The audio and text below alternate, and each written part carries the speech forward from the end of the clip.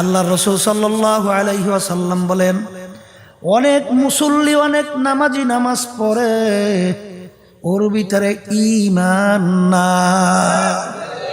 কি নাই? আবার জোরে বলেন, জোরে বলেন। ফাওয়াইলুল লিল মুসাল্লিন, আল্লাহ রাব্বুল আলামিন বলেন নামাজির জন্য জাহান্নাম। কার জন্য? তাহলে বুঝা গেল। আমার বাজানদেরকে বলবো, পর্দা আলে মা বোনদেরকে বলবো, এ কবরের যাত্রীরা, কবরে কিন্তু কোনো দলাদলি নাই। কবরে যদি কেউ এই পরিচয় দাও আমি চরমনাইয়ের মুরিদ, আমি চরমনাইয়ের লোক, এই পরিচয় কবরে চলবে? আর একটু জোরে কর, চলবে? চলবে? আমি ফুরফুরার লোক, জৈনপুর, আটরশি, চন্দ্রপাড়া, রাজারবাগ, দেওয়ানবাগ, মাইজভান্ডার, আমি তাবলিগের লোক, তাইলে বুঝলাম এ পরিচয় চলে না। না তাইলে আমি আওয়ামী লীগের লোক। ও কয় কি ক্ষমতার চোটে কেউ ডরেও কথা কয় না। কবরে মনে ডরাডরি নাই, ওখানে এইসব কিছু হ্যাঁ চলে না। তাইলে আমি বিএনপির লোক, এ পরিচয় নেই। তাহলে আমি জাতীয় পার্টি, আমি পীর, আমি মুফতি, আমি মুহাদ্দিস। এ কবরের যাত্রীরা, আল্লাহ রাসূল সাল্লাল্লাহু আলাইহি ওয়াসাল্লাম দুনিয়ায় থাকা অবস্থায় তার কলিজার টুকরা সন্তান ফাতেমা রাদিয়াল্লাহু তাআলা আনহা তাকে ইঙ্গিত করিয়া বলছিলেন, ইয়া ফাতেমা তুনকিজি নাফসাকি মিনান নার, ও ফাতেমা রে, দুনিয়ায় থাকা অবস্থায় নিজে আমল করো, জাহান্নামের আগুন থেকে বাঁচো। ও ফাতেমা, এরপর অন্ধকার কবরে যাই আসো। ও ফাতেমা, যদি কবরে এই পরিচয় দাও আমি আখিরি জামানার নবীর মেয়ে। আল্লাহ রাসূল বলেন, ফাতেমা রে, এই পরিচয় কবরে কোনো কাজ হবে না। ও কবরের যাত্রীরা, আল্লাহর রাসূল যদি তার মেয়ের ব্যাপারে কবরে কোনো নাজাতের গ্যারান্টি দিতে না পারে, এমন কোন পীর আছে, এমন কোন দল আছে, যেই পীর যেই দলের নেতা নেত্রী তোমাকে আমাকে কবরের নাজাতের ব্যবস্থা করতে পারবে? জোরে মুখ খুলে বলো বাজান, পারবে? এ কবরের যাত্রীরা, ফাতেমা রাদিয়াল্লাহু তাআলা আনহা ইন্তেকালের পরে, কবর দেওয়ার পরে, দাফন কাফনের পরে আবু যর গিফারি রাদিয়াল্লাহু তাআলা আনহু কবরকে লক্ষ্য করে বলতেছিলেন, ও কবরের মাটি, সাবধান, বেয়াদবি করিস না। তোর গর্বে কাকে রাখছি জানো? হাসান হোসাইন তার আম্মাকে তোর গর্বে রাখলাম। আলী কাররামাল্লাহু ওয়াজহু তার স্ত্রীকে তোর গর্বে রাখলাম। সরদারে দোজাহান আল্লাহর হাবিবের কলিজার টুকরার সন্তান ফাতেমাকে তোমার গর্বে রাখলাম। ও কবরের মাটি, বেয়াদবি করিও না। আল্লাহর হুকুমে কবরের মাটির জবান খুইলা গেল। কবরের মাটি ডাক দিয়ে বলে, আবু যর গিফারি, আমার কাছে কার মেয়ে, কার স্ত্রী, কার মা, কোন বংশের লোক, এই পরিচয় আমার কাছে কোনো কাজ হবে না। যে আমার কাছে ভালো ব্যবহার নিয়ে আসবে, যে ভালো আমল নিয়ে আসবে, সেই একমাত্র আমার কাছে ভালো ব্যবহার পাবে। আর যদি খারাপ আমল নিয়ে আমার গর্বে আসে, আমি কবরের মাঠে দুই পাশ থেকে এমন ভাবে চাপ মারব, এক পাজরে হাড্ডি অন্য পাজরে মিশাইয়া দেব, আমার কাছে কোনো খাতির হবে না। আমিনু কামা আমানান নাস, আল্লাহ রাব্বুল আলামিন বলে, হে আমার বান্দা বান্দীরা, তোমরা ঈমান আনো, তোমরা বিশ্বাস করো। কেমন ঈমান আনবা? বিশ্বাসটা কেমন করবা? আল্লাহ রাব্বুল আলামিন বলেন, সাহাবায়ে কেরামরা যেভাবে বিশ্বাস করছিল, যেভাবে ঈমান আনছিল, বাজান তোমার আমার বিশ্বাসটা কেমন? এক শ্রেণী আমার বাজানরা, পর্দার আড়ালের মা বোনেরা, দুনিয়ার নেতা নেত্রীকেও খুশি করে, ওদিকে মসজিদে যাইয়া, রুকুতে যাইয়া, সেজদায় যাইয়া সুবহানা রাব্বিয়াল আলা কই আমার মাওলাকেও খুশি করতে চায়। জোরে বলো আছে না না?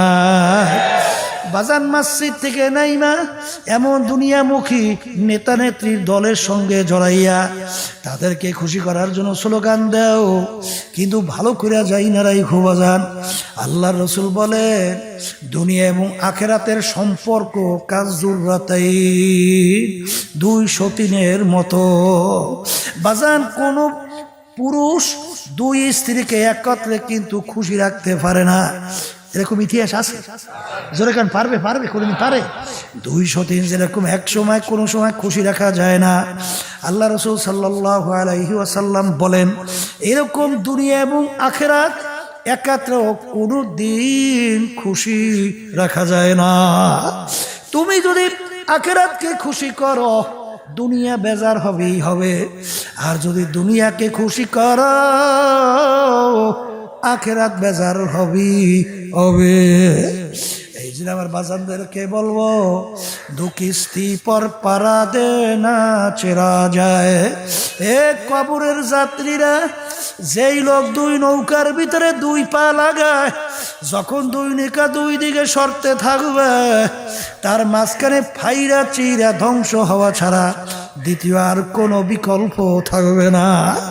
এই জন্য আমার ভাইদেরকে বলবো, পর্দালে মা বোনদেরকে বলবো, আমি অনেক সময় বলি ছাত্র 10 সাবজেক্টে পরীক্ষা দেয়, 9 সাবজেক্টে 99.99 নম্বর পাইল।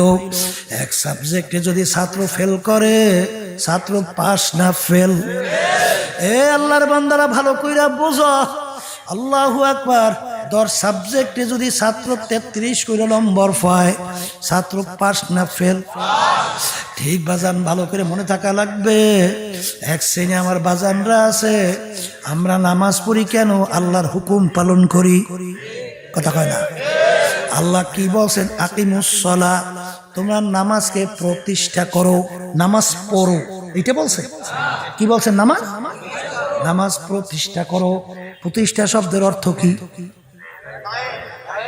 কায়েম বুঝবেন না? কায়েম মানে তো যারা করি না, হ্যাঁ বুঝবে। অর্থাৎ নামাজ নিজে তুমি একা পড়লেই হবে না, তোমার ছেলে সন্তান পরিবার পরিজনকে নামাজ পড়াও। তুমি সুযোগ যদি পাও, মেম্বার চেয়ারম্যান, তুমি এমপি মিনিস্টার, সমাজের ভিতরে নামাজ প্রতিষ্ঠার জন্য চেষ্টা করো। তোমার ক্ষমতা আছে, রাষ্ট্রের মধ্যে নামাজ প্রতিষ্ঠার চেষ্টা করো। এর নাম হলো প্রতিষ্ঠা। কথা ঠিক কিনা? বাজান, আমরা নামাজ কেন পড়ি? মালিকের হুকুম পালন করি। বাজান, আমরা রোজা কেন রাখি? আমার মালিক বলছেন কুতিবা আলাইকুমুস সিয়াম, তোমাদের উপরে আমি রমজান মাসের রোজা ফরজ করলাম। কার হুকুম পালন করি? জোরে বলেন, জোরে বলেন। তাইলে আমরা নামাজ পড়লাম, মাওলার হুকুম পালন করলাম। আমরা রোজা রাখলাম, কার হুকুম পালন করলাম? হ্যাঁ, সেই মালিকই তো ওই কোরআনুল কারীমের ভিতরে বলেন আকিমুদ্দিন, তোমরা দিনকে প্রতিষ্ঠা করো। কি প্রতিষ্ঠা করো? এখানে আল্লাহ বলছেন দিন অনুযায়ী চলো। তুমি ব্যক্তি নিজে দিন অনুযায়ী চলো, এটা আল্লাহ বলছে। কি বলছে? হ্যাঁ, মুখ খুলে বলেন, কি বলছে? আচ্ছা, তার দিন প্রতিষ্ঠার অর্থ কি? নিজে দিন অনুযায়ী চললে হবে না। পরিবার পরিজন, সমাজ, রাষ্ট্রের মধ্যে দিন প্রতিষ্ঠার জন্য সাধ্য অনুযায়ী চেষ্টা করতে হবে। কথা ঠিক? আচ্ছা, আপনি নামাজ পড়েন, রোজা রাখেন, আল্লাহর জমিনে আল্লাহর দিন বাস্তবায়নের জন্য রাষ্ট্রীয় পর্যায়ে যদি আপনি চেষ্টা না থাকেন, তাহলে এই মালিকের হুকুম মানছেন? কথা কয় না? মানছেন? মানা হয়েছে? পেট ডলতে ডলতে বেসতে যাবেন, শিখাইছে কি? কে শিখাইছে? শিখাইল আল্লাহ বলতেছেন ওয়ালা নাবলুয়ান্নাকুম, দুইটা তাকিদ, লামে তাকিদ নুনে তাকিদ। অবশ্যই অবশ্যই আমি তোমাদেরকে পরীক্ষা করবই করব। পরীক্ষা পাস না কইরা বেহেশতে যাইতেছেন শিখাই লোকে, কেমন পরীক্ষা? নবীরা পর্যন্ত এক পর্যায়ে আল্লাহু আকবার পরেশান হইয়া দুই হাত মালিকের দরবারে উঠাইয়া ডাক দিয়া বলে, মাতা নাসরুল্লাহ, মালিক আপনার সাহায্য কোথায়? এই অবস্থায় না পইরেই বেহেশতের ভিতরে ঢুইকে গেল। এই জন্য আমার বাজানদেরকে বলবো, পর্দালে মা বোনদেরকে বলবো, এ দুনিয়াদার পাগল আমার বাবারা, যারা দুনিয়ার পাগল হয়েছেন, ক্ষমতার পাগল হয়েছেন, সম্পদের পাগল হয়েছেন, দলের পাগল হয়েছেন, নেতা নেত্রী পাগল হয়েছেন, আমি সেই বাজানদেরকে বলবো, কবরে কিন্তু কোনো দলাদলি চলবে না। চলবে? এই কবরে প্রশ্ন কয়টা? জোরে বলেন। এই এক নম্বর প্রশ্ন মান রব্বুকা, এক নম্বর কি? দুই নম্বর প্রশ্ন আমার দীনুকা, তিন নম্বর প্রশ্ন আমার নাবিয়ুকা। এই তিন প্রশ্ন ভিতরে কেউ পাইছেন তুমি সরমনের কিনা? আসতে কোন দিকে? হ্যাঁ, ৮৮ রাজারবাগ, দেওয়ানবাগ, মাইজবান্ডা, আওয়ামী লীগের লোক, জাতীয় পার্টির লোক, বিএনপির লোক, তুমি ফির না মুরিদ বড় বংশের লোক? আছে কোনো পরিচয়? আছে? না থাকলে বুঝা শুনে কবরে যাওয়া লাগবে। আর একটু আসতে কয়, হ্যাঁ, এই মাতুক বাড়ি সর্দারি কয়দিন? যে কয়দিন চক্ষু খোলা, চক্ষু চিরতরে বন্ধ, সব বন্ধ। এ কবরের যাত্রীরা, আল্লাহু আকবার, ফেরাউনের কথা শুনছো? বাজান বনে ছেলে ছেলে সন্তানগুলা ধৈর্য ধৈর্য জবাই করছিল। এত বড় শক্তিধর, কেউ বলার কিছু নাই। আছে? হ্যাঁ, যখন হায়াতের বেড়া শেষ, আমার মাওলা ওকে নীল নদীর ভিতরে চুবাইয়া চুবাইয়া তারপর আমার মালিক মারছে। কথা ঠিকই না? সাদ্দাদের নাম শুনছেন? আমার মালিকের সঙ্গে চ্যালেঞ্জ করিয়া দুনিয়ার বেহেশত তৈরি করলো। আমার মালিকের বেহেশতে যাবে না। বেহেশত কমপ্লিট দলে বলে যখন দেখার জন্য গেল, দেখে বেহেশতের দরজায় বুড়া দাঁড়াইয়ে রয়েছে। বুড়াটাকে ডাকে, বড় লোক দেখেন না, গরিব দেখলে খিটিমিটি করে আছে না? এ কপাল ফোড়া, তুইও মানুষ, আমার রাস্তার ফকির, এই যে নাকি অসহায়, সেও তো মানুষ। কথা কয় না? দেখ, আমার মালিক ইচ্ছা করলে তোরেও তো রাস্তার ফকির বানাইতে পারতো। আজকে ক্ষমতা পাইয়ে টাকার গরমে, ক্ষমতার গরমে ধরাকে সরাগান মনে করো না। কি কথা ঠিক কিনা? এই জন্য আমার বাজানদেরকে বলবো, খবরদার। সাদ্দার ডাক দিয়া বলে, বুড়াটাকে, বুড়া ডাক দিয়া বলে, সাদ্দাদের আমি আজরাইল আসছি তোর জান কবাজ করার জন্য। যখন আজরাইলের কথা শুনলো, শরীরের ভিতরে কম্পন থর থর শুরু হয়ে গেল। ভাই আজরাইল, বড় শখ কইরা বেহেশত তৈরি করছি, একটা নজর দেখার সুযোগ দাও। আজরাইল সালাতু ওয়াস সালাম কথার কথা রাখ দে, বলা খাবি আজকে দুনিয়াতে স্বাধীনতা পাইয়া পরীক্ষার হলের ভিতরে আমার মাওলার সমস্ত নেয়ামত ভোগ কইরা ধরাকে সরা জ্ঞান মনে করো নাই, যা মনে করে তার করছো। মাওলার সঙ্গে চ্যালেঞ্জ কইরা বেহেশত তৈরি করলি, আমার মাওলার বেহেশতে যাবি না। আমার মাওলার হুকুম হইছে তোকে ধৈর্য নেওয়ার জন্য। ইদা জা আজালুহুম লা ইস্তাখিরুনা সাআতাও ওয়ালা ইস্তাকদিমুন, এক সেকেন্ড পরে আগে হবে না। কথা বলে যখন রুটা নিয়ে গেল, ধরটা জমিনে ধারাস কইরা পইরা গেল। কই সাদ্দাদের আর ক্ষমতা রইল না। এই জন্য আমার বাজানদেরকে বলবো, পর্দালে মা বোনদেরকে বলবো, ফাসাউফা তারা ইদিন কাশাফাল গুবার আফারাসুম তাহতার জেলেকা আমা আজকে দুনিয়ার ভিতরে আমি পরিচয় দেই আমি পীর, কেউ পরিচয় দেয় আমি মুফতি, কেউ পরিচয় দেয় আমি চেয়ারম্যান, কেউ মেম্বার, কেউ এমপি, কেউ মিনিস্টার, কেউ আমি বড় ধনী, কেউ পরিচয় দেয় আমি বড় মেয়া, আমি অমুক অফিসার, আমি অমুক এমপি, আমি অমুক এমপি, আমি অমুক মন্ত্রী, বাজার আমি অমুক বংশের লোক। এই পরিচয় কয়দিন চলবে, যে কয়দিন চক্ষু খোলা থাকবে। কিন্তু এই নাফরমানের দলেরা যারা আল্লাহর হুকুম নবীর তরিকা অনুযায়ী চলো না, যখন আযরাইল সালাতু ওয়াসসালাম আমার মাওলার হুকুম অনুযায়ী যখন তোর বাড়ির দরজায় সিটি বাজাইয়া বলবে, আযরাইল সালাতু ওয়াসসালাম আসবে, মাথা তার আসমানে, পাও তার জমিনে, এক হাত মাশরিকে এক হাত মাগরিবে, দুনিয়া জোড়া তার শরীর, নীল নীল দিঘির মতো দুইটা চক্ষু, শরীরের ভিতরে লম্বা লম্বা কালো কালো কতগুলা পশম, প্রত্যেক পশমের গুড়া দিয়ে আগুনের জিহ্বা বাইরে হইতে থাকবে। এই অবস্থা দেখে নাফরমানের রূহ তো আর বের হইতে চাইবে না। 360টা মকামের ভিতরে ফালাফালি করবে। আযরাইল সালাতু ওয়াসসালাম ধমক দিয়ে বলবে, খবীর, আমার মাওলার সমস্ত নেয়ামত ভোগ করছো, আমার মাওলার দেওয়া নেয়ামত চক্ষু দিয়া দেখছো, আমার মাওলার দেওয়া নেয়ামত জবান দিয়া কথা বলছো, আমার মাওলার দেওয়া নেয়ামত ব্রেন দিয়া পড়াশোনা কইরা বড় শিক্ষিত হইলি, আমার মাওলার দেওয়া নেয়ামত ব্রেন দিয়া ব্যবসা বাণিজ্য করে বহু সম্পদের মালিক হইলি, আমার মালিকের হুকুম মানো নাই, আমার মালিকের হুকুম হয়ে গেছে তোকে ধইরে নেওয়ার জন্যে। এই কথা বইলে যখন রুটাকে খপ কইরা ধরবা, ধইরে যখন টান মারবা, কলিজার রগগুলা সেইরা নিয়ে চইলা যাবে। বাজান কই বরমেয়াগিরি আর থাকবে না।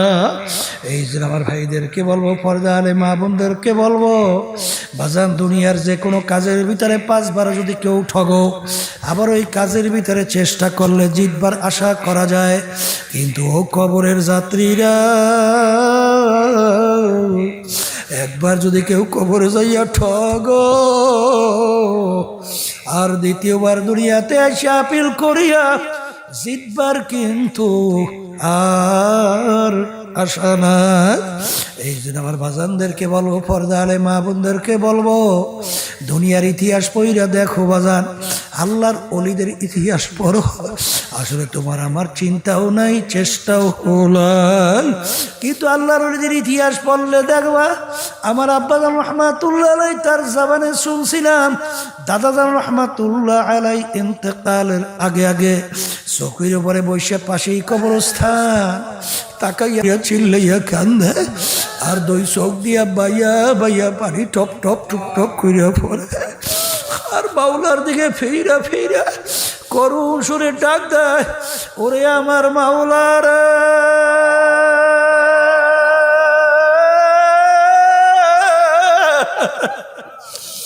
ওরে আমার মাসুক, তুমি যদি আমাকে মাপ নাই কর, আমি একা কেমনে থাকব ওই অন্ধকার কবরে। বাতি নাই রে, সাথী নাই রে কবর। দুনিয়াদার পাগল আমার বাবারা, যেই কবর তোমার আমার জন্য অপেক্ষা করতেছে, ওই কবর তো বাতি নাই, সাথীও নাফরমান। কবরে যাওয়ার পরে ডান দিকে নাফরমান তাকে দেখবে মাটি, বামে দেখে মাটি, নিচে মাটির বিছানা, উপরেতে চাপা মাটি, ভাইগা যাইতে পারবা। নাফরমান দিক বিদিক হারাইয়া আমার মাওলাকে করু সুরে ডাকবে, আল্লাহ আল্লাহ।